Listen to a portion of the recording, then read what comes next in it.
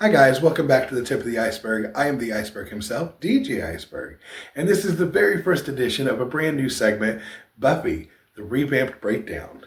I'm diving deep into the return of Buffy the Vampire Slayer, but this isn't just a reboot. It's a full-fledged continuation, and I've got all the details. Today I'm going to be discussing the main topics that are on everybody's mind, but we're not going to be going into all the details today. I'll be having more breakdowns in the future. We'll cover more of the fine points in them. So grab your stakes and avoid the hellmouth, and let's break it all down. Alright, let's start with the basics. Buffy the Vampire Slayer is making a comeback. One day was an idea that I thought, oh, we could actually do this. But don't panic, this isn't some soulless reboot. It's a continuation of the original series, meaning everything that has happened before My goddess. still matters. Sarah Michelle Gellar is officially returning, but not as the main Slayer this time. Instead, she'll be appearing in a reoccurring role while a brand new Slayer steps into the spotlight. And this project is moving along way faster than anyone expected. Offices are already set up and pre-production is in full swing. This isn't some corporate nostalgia cash grab. This is Buffy coming back with serious creative power behind it. So let's take a look at who's making this happen. When Chloé Zhao first came to me, I was so overwhelmed. I mean, she's one of the only women to ever win the Academy Award as Best Director. I mean, she's someone that I idolize. First up, we've got Chloé Zhao. Yes, the Oscar-winning director of Nomadland and Marvel's Eternals, spearheading the project. Whether you loved Eternals or not, Chloé is known for stunning visuals and deep emotional storytelling. If she brings the same energy to Buffy, this could be truly something special, especially since this is something Buffy is known for. Then there's Nora and Lilla Zuckerman, the writing duo behind Poker Face and Fringe.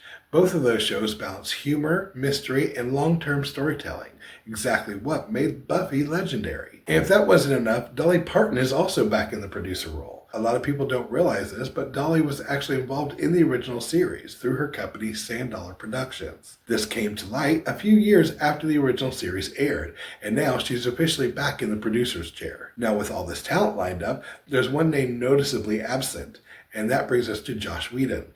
The original creator of Buffy is not involved in the sequel series, and honestly, that's probably for the best. If you haven't been keeping up, Whedon has faced multiple allegations over the past few years, with former cast and crew members calling out his on-set behavior. In 2022, he tried to defend himself in an interview, but it didn't go very well. Since then, he's been completely absent, with no public statements, no official reactions to the new Buffy project, and his social media has been all but dead since the allegations surfaced. The last time he even commented on a Buffy reboot was back in 2010 when a different one was in the works, without his involvement. At this time, he said, "I always hoped that Buffy would live on even after my death. I don't love the idea of my creation in others' hands, but I'm also well aware that many more hands than mine went into making this show what it was." But that was all before everything changed. Whether he's staying silent by choice or because no one wants him involved, one thing is clear: Buffy is moving forward without him. That brings us to the big question. What does this mean for the Buffyverse? Since this is a continuation, that means the original Buffy universe is still intact. That opens the door for many big possibilities. If Buffy isn't the main Slayer in this role, will there still be a Scooby Gang? What kind of big bad is waiting for them this time?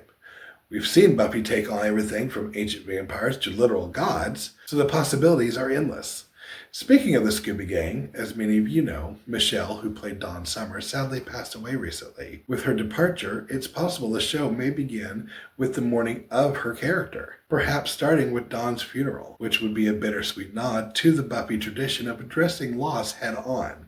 We've seen the show tackle death before, especially in the heartbreaking episode The Body, where Buffy loses her mother. It would be fitting for this new chapter to start on a somber role. So let's talk about other characters. Will Willow return? It's pretty likely. She's one of the most powerful characters in the Buffyverse, and given the team's ability to bring back former cast members, she could be front and center, especially considering her 2018 interview that we'll go over in the next breakdown.